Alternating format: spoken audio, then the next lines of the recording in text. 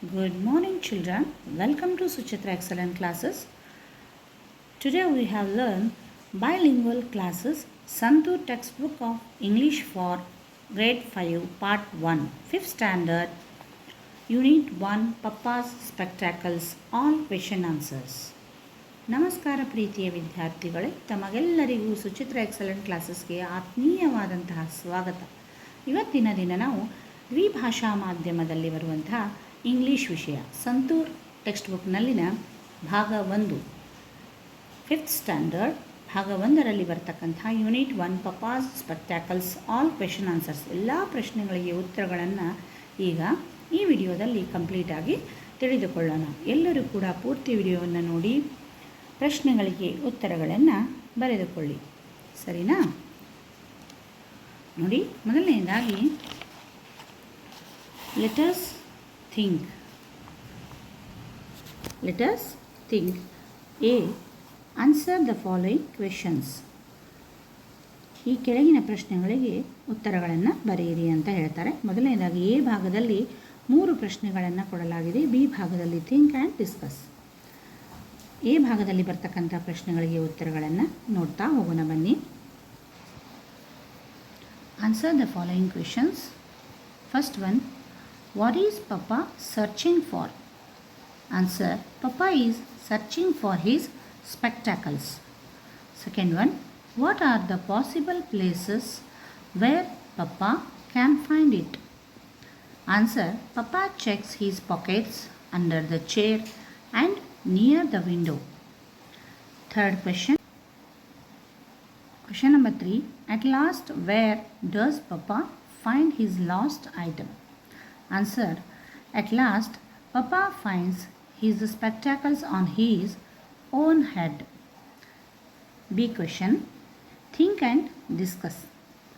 Question number 1, apart from reading, guess some other chores that Papa cannot do without the spectacles. Answer, Papa cannot watch TV, cut vegetables, drive or use the phone.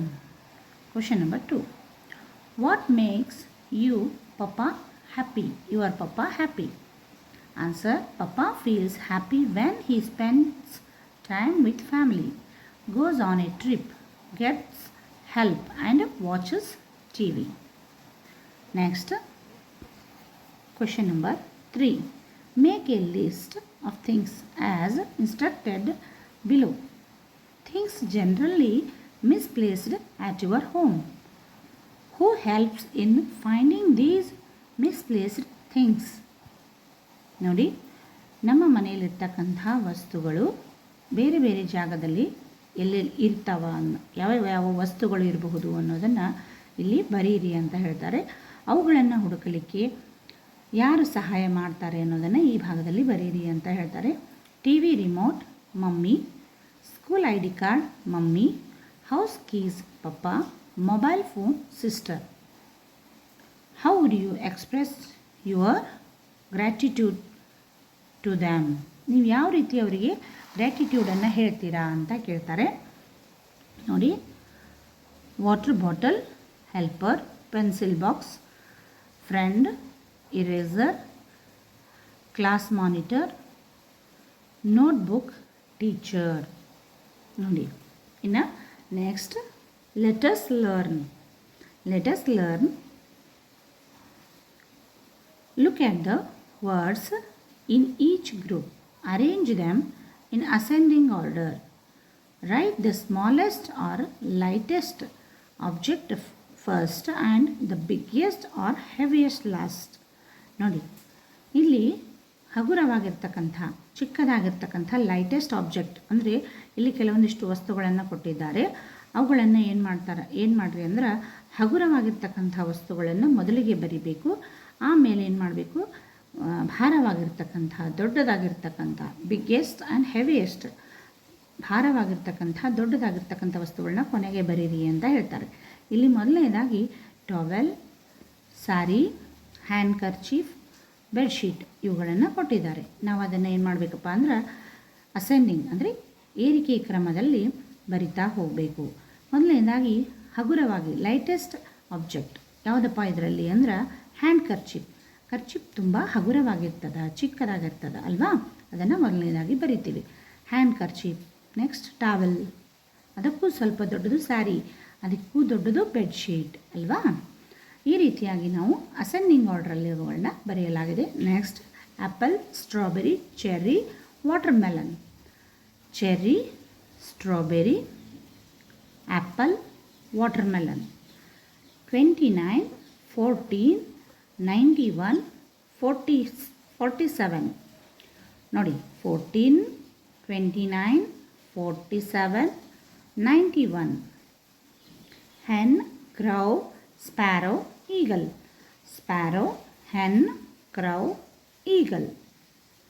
Ox, rabbit, elephant, squirrel. Squirrel, rabbit, ox, elephant. ಈ ರೀತಿಯಾಗಿ ಏನು ಮಾಡಲಾಗಿದೆ, ascending ಆರ್ಡ್ರಲ್ಲಿ ಕೊಟ್ಟಿರ್ತಕ್ಕಂತಹ ವಸ್ತುಗಳು, ಪ್ರಾಣಿಗಳು, numbers ಇವುಗಳನ್ನೆಲ್ಲ lightest ಆಬ್ಜೆಕ್ಟನ್ನು ಮೊದಲಿಗೆ ಬರೆದು, ಚಿಕ್ಕದಾಗಿರ್ತಕ್ಕಂಥವುಗಳನ್ನು ಮೊದಲಿಗೆ ಬರೆದು, ನಂತರದಲ್ಲಿ ಏರಿಕೆ ಕ್ರಮದಲ್ಲಿ ಅವುಗಳನ್ನು ಬರೆಯುತ್ತಾ ಹೋಗಬೇಕು. ಕೊನೆಗೆ ದೊಡ್ಡದಾಗಿರ್ತಕ್ಕಂತಹ ಭಾರವಾಗಿರ್ತಕ್ಕಂತಹ ವಸ್ತುಗಳನ್ನು, ಪ್ರಾಣಿಗಳನ್ನು ಅಲ್ಲಿ ಬರೆಯಲಾಗುತ್ತದೆ ನೋಡಿ. ನೆಕ್ಸ್ಟ್ ಇಲ್ಲಿ note the following phrase. A pair of shoes. The word pair is used in all the phrases given below. ನೋಡಿ, fill in the blanks and complete the phrases. First one, a pair of trousers ಅಂದರೆ pant, ಇಲ್ಲಿ ಕಾಣ್ತಾ ಇದೆ ಅಲ್ವಾ, ಹಾಂ, trousers. Next A pair of Caesar's, ಕತ್ತರಿ. Next A pair of spectacles, ಕನ್ನಡಕ. A pair of socks, ಇಲ್ಲಿದೆ ನೋಡಿ ಒಂದು ಜೊತೆ ಸಾಕ್ಸ್, ಪೇರ್ ಅಂದರೆ ಜೊತೆ. A pair of gloves, hand gloves. Next A pair of earrings ನೋಡಿ, ಕಿವಿ ಓಲೆ. A pair of rockets. Next C, encircle the word that is spelled correctly. One has been done for you. ಇಲ್ಲಿ 3 ಶಬ್ದಗಳನ್ನು ಕೊಡಲಾಗಿದೆ. ಅದರಲ್ಲಿ ಸರಿಯಾಗಿ spelling ಇರ್ತಕ್ಕಂಥ word ಯಾವುದು ಅನ್ನೋದನ್ನು ಗುರುತಿಸಬೇಕು. ಅವರು ಇಲ್ಲಿ ಒಂದು ಉದಾಹರಣೆಯನ್ನು ಮಾದರಿಯಾಗಿ ಮಾಡಿದ್ದಾರೆ. ವಾಟರ್ ನೋಡಿ, WATER, ವಾಟರ್, ಇದು ಸರಿಯಾದಂಥ ಉತ್ತರ. ಅದೇ ರೀತಿಯಾಗಿ ಎರಡನೇದು ವೆಜಿಟೇಬಲ್ಸ್, ಇಲ್ಲಿ ಕೊನೆಯದಾಗಿದೆ ಅಲ್ವಾ, VEGETABLES, ವೆಜಿಟೇಬಲ್ಸ್, ತರಕಾರಿಗಳು, ಇದು ಸರಿಯಾದಂತಹ ಪದ ಆಗುತ್ತೆ. ಇನ್ನು ಮೂರನೆಯದಾಗಿ ಬಲೂನ್, ಮೊದಲನೆಯದ ಸರಿಯಾದಂಥ ಪದ BALLON, ಬಲೂನ್. ನೆಕ್ಸ್ಟ್ ಮಧ್ಯದಲ್ಲಿರ್ತಕ್ಕಂಥದ್ದು ಹೌಸ್, HOUSE, ಹೌಸ್, ಇದು ಸರಿಯಾದ ಪದ. Next fifth one elephant, ELEPHANT, elephant. ಇನ್ನು ಸ್ಪೆಕ್ಟಾಕಲ್ಸ್, ಆರನೇದು ಕೊನೆಯ ಶಬ್ದ SPECTACLES, spectacles. Next carpenter, CARPENTER, carpenter. Next eight one fruit, FRUIT, fruit. Ninth one receive, ಮೊದಲನೇ ಶಬ್ದ RECEIVE, receive. 10th one principal, PRINCIPAL, principal. ಮಧ್ಯದಲ್ಲಿರ್ತಕ್ಕಂಥ ಶಬ್ದ ಸರಿಯಾದಂಥ ಶಬ್ದವಾಗಿದೆ. ಅವುಗಳನ್ನು ನೀವೇನು ಮಾಡಬೇಕು, ಸರ್ಕಲ್ ಮಾಡಿ ಗುರುತಿಸ್ರಿ ಅಂತ ಹೇಳ್ತಾರೆ. ಈ ರೀತಿಯಾಗಿ ಅವುಗಳನ್ನ ಬರೀಬೇಕು. ಇನ್ನು next D, complete the story using the correct prepositions. ಇಲ್ಲಿ ಕೊಟ್ಟಿರ್ತಕ್ಕಂಥ ಪ್ರಿಪೋಸಿಷನ್ಗಳನ್ನು ಬಳಸಿ ಇಲ್ಲಿ ಬಿಟ್ಟ ಸ್ಥಳಗಳನ್ನು ತುಂಬಿರಿ ಅಂತ ಹೇಳಿದ್ದಾರೆ. ಅವುಗಳನ್ನ ನಾವಿಲ್ಲಿ ತುಂಬಿದ್ದೇವೆ. ಎಲ್ಲರೂ ಕೂಡ ಗಮನವಿಟ್ಟು ನೋಡಿ ಬರೆದುಕೊಳ್ಳಿ, ಸರಿನಾ? My father has A habit of keeping his spectacles in random places. Last week, he could not find his spectacles and looked around the house. We checked the big box that reached above our waists. My father looked for the spectacles among the newspapers kept on the table. He continued searching for 2 hours. Before finally giving up, he sat down on the bed. After giving one final look to the room and said with a sigh, "Looks like it is time to get a new pair." Next, question number E. Use the clues given below to complete the crossword puzzle. Across, not for its near. Down, I said not but, he said yes. I want clean clothes, not the dirty ones. ನೋಡಿ, ಇಲ್ಲಿ ಇರ್ತಕ್ಕಂಥ across ಅಂದರೆ ಇಲ್ಲಿ far, near, clean, dirty.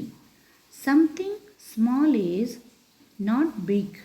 ನೋಡಿ, ಇಲ್ಲಿ small, big, S, no, ಈ ರೀತಿಯಾಗಿ opposite ವರ್ಡ್ಗಳನ್ನ ನಾವು ಇಲ್ಲಿ ನೋಡ್ತೀವಿ.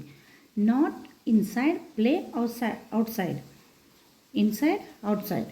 Don't be sad, be happy, sad, happy. ಅರ್ಥ ಆಯ್ತಾ? ಈ ರೀತಿಯಾಗಿ ಕ್ರಾಸ್ ವರ್ಡ್ಗಳನ್ನು ನಾವಿಲ್ಲಿ ನೋಡ್ತೀವಿ. ಇನ್ನು next, when it's not bright, it's dark. Bright, dark. You are slow, she is fast. Slow, fast. Not hot, she likes cold coffee. Hot, cold. Not bought but sold. Bought, sold. ಅರ್ಥ ಆಯ್ತಲ್ವಾ?